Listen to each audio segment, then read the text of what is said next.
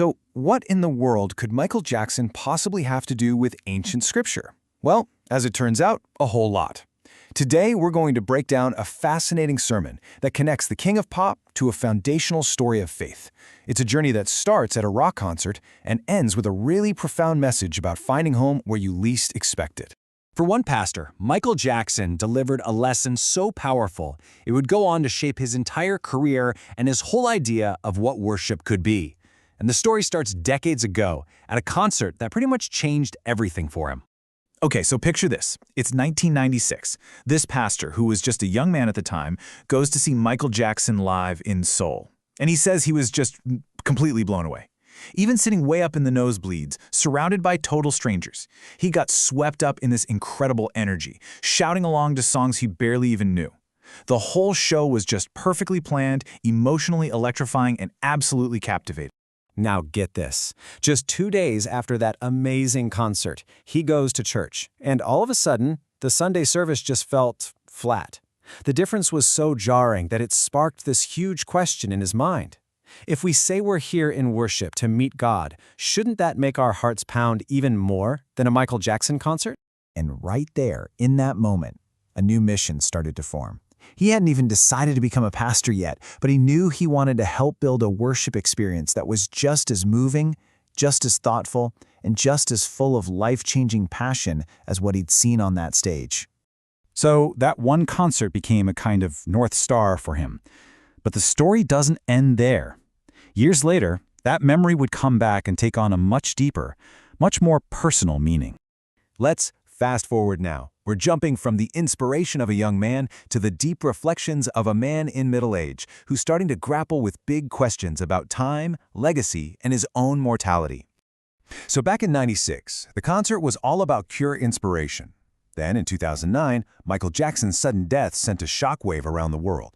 And now, today, as the pastor himself hits a major milestone, that old memory resurfaces, forcing him to really dig deep and think about his own life's purpose.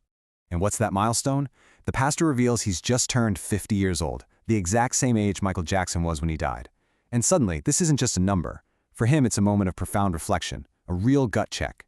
He talks about this habit he has of thinking about all these hugely influential people who died young, figures like Alexander the Great, Mozart, or even Jesus Christ.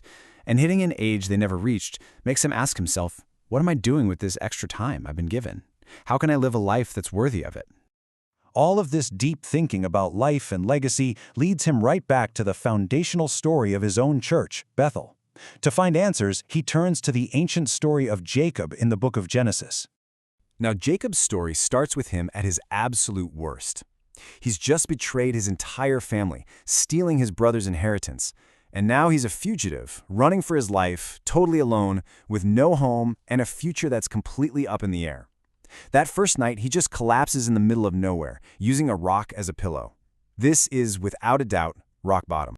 And right there, in that moment of total desperation, he has this unbelievable dream. He sees a massive stairway, not some rickety ladder, but a grand staircase, connecting the barren ground he's on all the way up to heaven. It's like a bridge between his terrible reality and the divine. And here's the crucial part. God doesn't show up to him back in the comfort of his family home. No, God meets him out here, in the wilderness, when he's at his most vulnerable and most alone. And that's such a powerful message, right? That the divine presence is often found not in comfort, but in crisis. When Jacob wakes up, he is just completely in awe. He realizes this isn't just some random desolate spot. It's a sacred place. And so, he gives it a new name. He calls the place Bethel, which in Hebrew means house of God. But think about it. There was no building there, no temple, no walls, no roof. It was just a patch of wilderness. The place became the house of God simply because God showed up and was present with him right there. And this is where the pastor masterfully connects this ancient story of exile directly to the experience of his own congregation, many of whom happen to be immigrants themselves. The parallels are just undeniable. You've got Jacob fleeing home, facing this terrifying, unknown future, all alone in a strange land. And that sounds a lot like the immigrant story, doesn't it? Leaving your homeland, dealing with uncertainty, and feeling profoundly alone in a new country. Their journey mirrors Jacob's journey into the wilderness. Then he makes it incredibly personal. He frames their struggle not just as a hardship, but as the very place where they had their own spiritual encounter. He says it was in those loneliest, most difficult moments, when they had nothing and no one, that they, just like Jacob, truly met God. And just like that, the foreign land, the place of struggle and feeling out of place, it's transformed.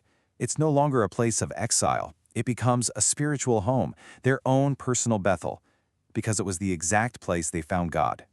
But the story doesn't just end with finding a home. See, in that dream, God also gives Jacob a promise. And this promise becomes the powerful climax of the entire sermon. First, God promises his presence and protection. He tells Jacob, "I am with you, I'll watch over you, and I will bring you back home." For an immigrant community, you can imagine how deeply that promise of companionship and an eventual return would resonate. But the pastor is quick to point out that this isn't just a promise about getting through the hard times.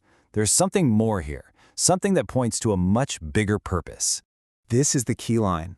God doesn't just say, "I'll be with you." He says, "I will not leave you until I have done what I have promised you." That implies an ongoing, unfolding plan that is 100% guaranteed to be completed. And that's the sermon's ultimate message, one that travels across time from an ancient wilderness to a modern-day congregation. God's promise for you will surely be fulfilled. It's a powerful declaration of hope that says no matter how desolate your journey feels, you are part of a divine promise that will not and cannot be broken.